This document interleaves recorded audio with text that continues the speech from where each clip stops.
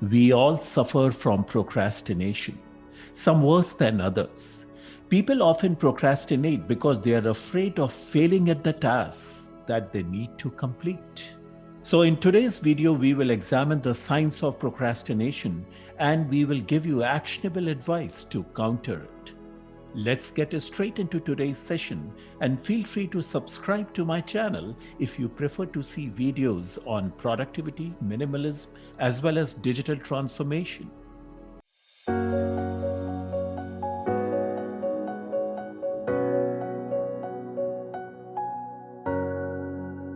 Piers explains how procrastination can be understood through an equation. He claims that motivation equals expectancy times value divided by impulsiveness times delay, whereby motivation refers to the willingness to do work, which is essentially the opposite of procrastination. So, according to the equation, expectancy is how much you anticipate you will succeed at completing the assigned task and reap the corresponding reward. The greater the probability of success, the less likely it may be that you will procrastinate. When it comes to value, it refers to the enjoyment of doing a task and the joy of receiving a reward.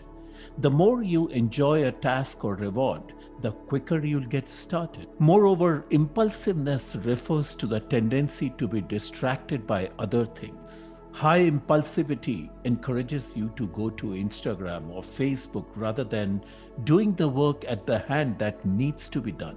And delay refers to the length of time elapsed until getting the anticipated reward. The longer the delay, the more likely you are to procrastinate as you figure you can fix it later. So now, we want to maximize expectations and value as they are directly proportional to motivation while we minimize impulsiveness and delay. Now we can use the equation as a tool to make better decisions and avoid procrastination. Let's go over the steps. If you need to study for an exam or even complete a project, break it down into smaller steps. Making it smaller will increase our patience in the procrastination equation as a smaller tasks seem attainable than complicated ones. Having hyper-specific timelines is very helpful for me. For instance, I need to research a topic or work on a project, then I will think of which topics to go through on each day along with how many tasks to attempt. I then put everything in Things 3 since it's my personal to-do app of choice. However, you should use whatever tool you prefer. Let's go over the 7 steps to reduce procrastination. Step number 1, create a high-level structure of your daily and weekly activities. This level of structure works for me and my personality, but maybe not for everyone.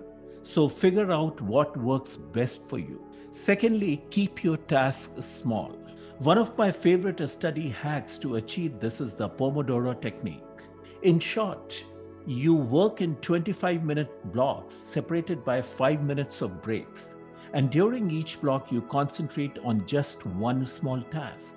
This actually changed my reading habits, and I began using it at work as well as at home. Reviewing our equation, this can increase expectations. If I sat down to read and told myself I must study for 5 hours, I will most definitely get distracted very easily. But if instead I tell myself, I only need 25 minutes to study just one task, it is far less daunting and it is much easier to get started and also to stay focused throughout the 25-minute Pomodoro. The third trick is to set the bar low. It's yet another way to raise expectations. Set your goal to something lower than you could accomplish. I used this recently for my own meditation practice.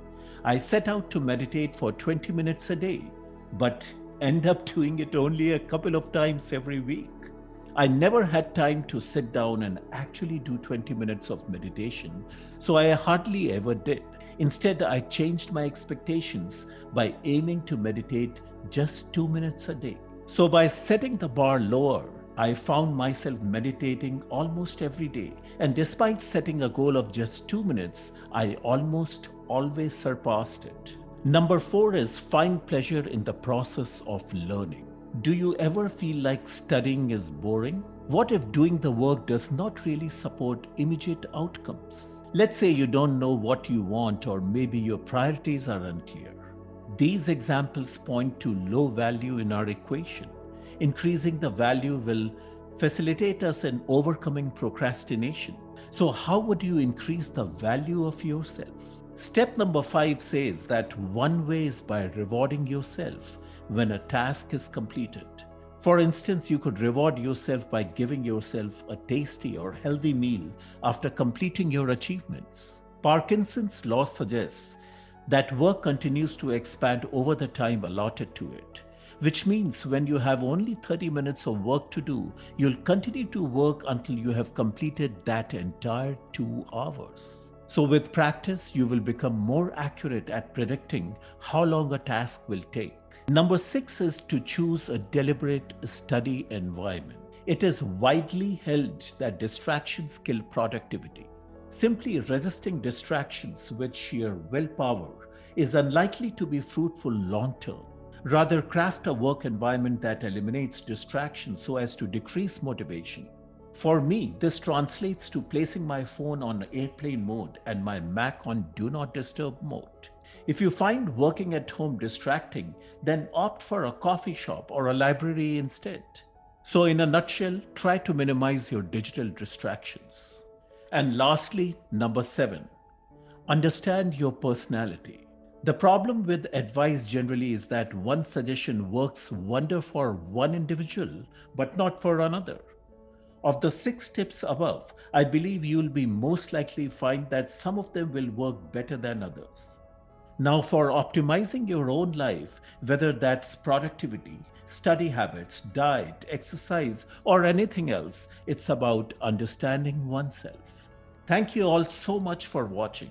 A big shout out to my Patreon supporters that help make videos like this possible. If you like the video, make sure you press that like button, hit subscribe if you have not already, and I will see you guys on next Thursday once again.